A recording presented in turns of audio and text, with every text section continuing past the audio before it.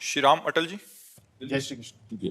महाराज जी राधे राधे, आपके चरणों में कोटि कोटि प्रणाम। महाराज जी आप कह रहे हैं कि परमात्मा महाराज जी एक ही है, तो इतने सारे अलग अलग मार्ग क्यों बनाए हैं इतने सारे? वो एक होते हुए भी अनंत रूपों में है, वही है, दूसरा नहीं है।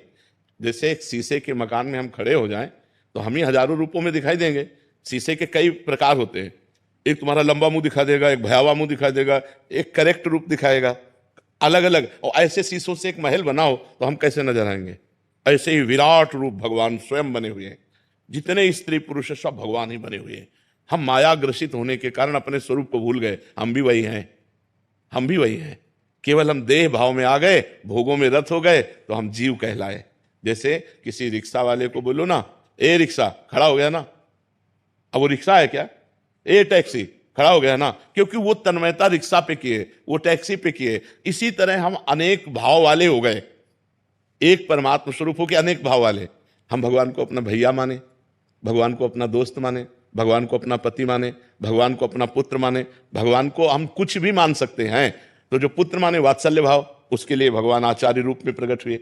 हम भगवान को सखा माने तो भगवान उसके रूप आचार्य रूप में प्रकट हुए। हम भगवान को पति माने तो उसके लिए, हम भगवान को अपना प्रिय स्वामी माने, अपने को दास माने तो उसके लिए भगवान ही अलग अलग अपने रूपों की आराधना के लिए आचार्य रूप में प्रकट है। अब हम सब भगवान को एक जैसा थोड़ी मान सकते हैं।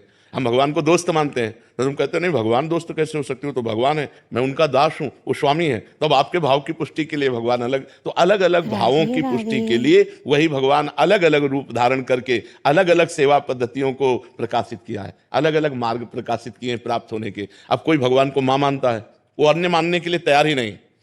मेरी दुर्गा मां, तो भगवान दुर्गा रूप में विराजमान है। मेरी काली मां, वो काली। वाहेगुरु, वो वाहेगुरु रूप में विराजमान। जो नाम लो, जो रूप लो, वो परमात्मा सर्वनाम रूप वाला है। इसीलिए जिस मार्ग से जाना चाहो। एक घाट में सब स्नान करना पसंद करते हैं क्या? कोई जुगल घाट में, कोई केसी घाट में, कोई, लेकिन यमुना जी तो एक ही है ना। तो बस ऐसे घाट मार्ग बहुत है, परमात्मा एक है। समझ पा रहे हो आप? महाराज जी 84 लाख योनियां बताते हैं, जिसमें से एक मानव जीवन है। जी। वो अलग अलग धर्मों में बंटा है, अलग अलग भगवान मानता है, लेकिन बाकी जो सारे जानवर हैं जो नहीं समझते हैं, वो तो एक ही परमात्मा की सारी रचना है। बस रचना मात्र, वो मानते थोड़ी है। कुत्ता भगवान को मानता है क्या? रचना एक ही, बस एक ही, बस वो रचना है। यहां मान करके हम जान जाएंगे, और जब जानेंगे तो वो एक होगा। चाहे जहां से चले, हमको कभी बताओ कोई आज तक कोई सिद्ध संत हुआ हो जो ऐसे उठाया हो, ऐसे बोलेगा वो परमात्मा एक है। अब आप उसे जो नाम दो, जो रूप दो, आज तक जो सिद्ध हुआ है, मतलब चरम सीमा पे पहुंचा है, वो यही बोला है, वो यही अनुभव हुआ है, वो एक है। ईश्वर एक है, परमात्मा एक है। उसे जो भी नाम दो, सिद्ध जो पुरुष हुआ वो एक ही है। वो एक होते हुए अनेक है, और अनेक होते हुए एक है। यही जो जान गया वही ज्ञानी है, वही ज्ञानी। मत्ता परतरम नान्यत किंचित अस्ति धनंजय, मेरे सिवा किंचित मात्र कोई और है नहीं। हम तुम सब भगवान की तरंगे हैं। जैसे समुद्र है ना, और उसकी तरंगे, तो हम सब तरंगे हैं। वायु विकार हटा समुद्र से की तरंगों से, तो बचा क्या? समुद्र ही तो बचा ना। तो माया विकार हटा तो बचा कौन? वही ब्रह्म ही तो बचा, दूसरा कोई है नहीं। ज्योति कपूर जी दिल्ली से। श्री हरिवंश। श्री हरिवंश। महाराज जी क्या आत्मा और मन एक ही है या अलग अलग है? अलग अलग है। मन सूक्ष्म शरीर में है, आत्मा तीनों शरीर को प्रकाश देने वाला है। स्थूल शरीर, सूक्ष्म शरीर, कारण शरीर, तीनों को प्रकाशित जो करता है उसे आत्मा कहते हैं। और जो सूक्ष्म शरीर में संकल्प विकल्प करता है उसे मन कहते हैं। दोनों अलग अलग हैं। आत्मा अलग है और मन अलग है। आत्मा अविनाशी है और मन विनाशी है।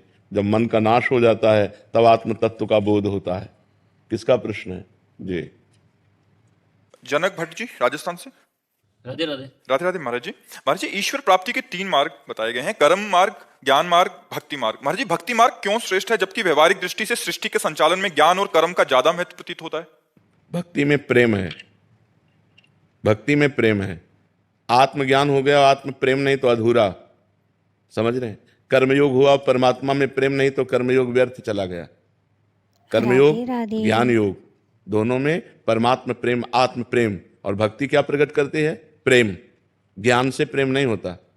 प्रेम जब हमारे अंदर जागृत हो जाता है तो जिसके प्रति होता है उसका ज्ञान हो जाता है।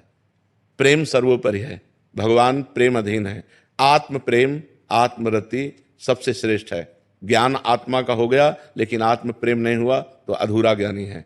आत्म प्रेमी चाहिए, प्रेम प्रकट करती भक्ति, इसलिए सर्वोपम भक्ति है। और भक्ति में अभिमान नहीं है। अभिमान का नाश ही ज्ञान योग, कर्म योग और भक्ति योग, तीनों का है। भक्ति में प्रथम से ही दैन्यता रहती है। सब चराचर जगत हमारे भगवान का स्वरूप है, मैं उनका सेवक हूं। दैन्यता भक्ति में प्रारंभ से ही रहती है, इसलिए दैन्य और प्रेम और सारी दैवी संपदा भक्ति में विराजमान है। और भक्ति के ही पुत्र हैं ज्ञान वैराग्य। आपने पढ़ा है कभी? भागवत में पढ़ के देखिए, भक्ति से ही ज्ञान वैराग्य का प्रादुर्भाव होता है। ज्ञान से भक्ति का प्रादुर्भाव नहीं होता, भक्ति से ज्ञान का प्रादुर्भाव होता है। जब उस सच्चिदानंद भगवान का नाम जप करते हैं, भगवान की सेवा करते हैं, भगवान की आराधना करते हैं, तो हमारे अंदर ज्ञान प्रकट होता है। और भक्त महाज्ञानी होता है। हनुमान जी भक्त हैं, ज्ञानिनाम अग्रगण्यम बुद्धिमताम वरिष्ठम अतुलित बलधामम, है कि नहीं है? गरुण जी भगवान के भक्त हैं, वाहन है गरुण महाज्ञानी गुण राशि, महान ज्ञानी। विश्वामित्र जी भगवान के भक्त हैं, विश्वामित्र महामुनि ज्ञानी। तो भक्त अज्ञानी नहीं होता है, भक्ति से ही ज्ञान का विशुद्ध प्रादुर्भाव होता है। और जितने भी महान ज्ञानी हैं वो सब भक्त हैं। जैसे सनक सनंदन सनातन सनत कुमार हर समय हरिशरणम जपते रहते हैं। जैसे महान ज्ञान के समुद्र भगवान शंकर भगवान की लीला कथाओं का गायन करते रहते हैं। देख लो, भगवान के चरणामृत को अपनी मस्तक पर धारण किया। गंगा जी जो है भगवान का चरणामृत है इतना, इसलिए भक्ति सर्वोपरि है। समझ में आ रहा है?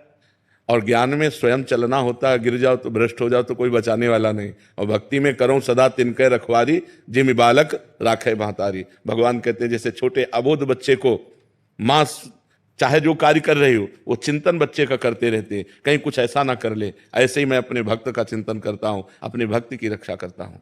जी पंकज चौहान जी।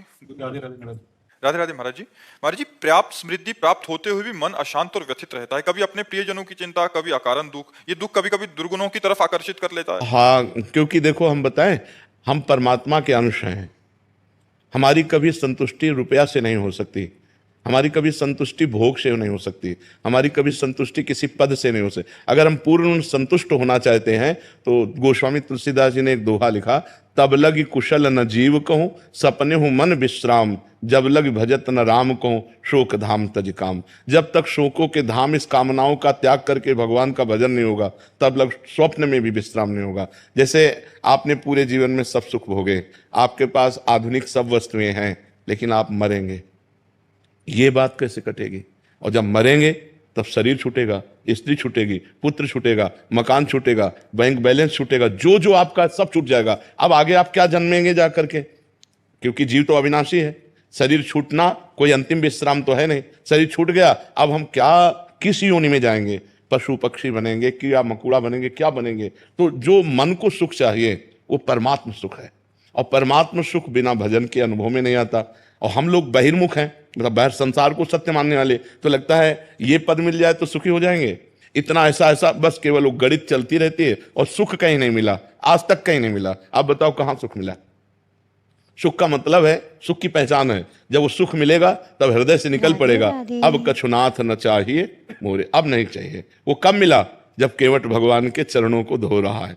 जब भगवान के चरणों को पाया तो हाथ उठा के भगवान से कह रहा है, बहुत काल में कीन मंजूरी, आज दीन विधि भल सब पूरी, अब कछुनाथ न चाही मोरे, दीन दयाल अनुग्रह तुरे। हे दीन बंधु, आपकी कृपा से आज मैं वो सुख प्राप्त कर पाया। अति आनंद उमग अनुरागा, चरण सरोज पखारन, रोम रोम आनंद से पुलकित हो रहा है भगवान के चरणों को जब केवट धो रहा है। तो जब तक भगवान के चरण नहीं मिलेंगे, जब तक भगवान का भजन नहीं होगा, तब तक आनंद और विश्राम नहीं होगा।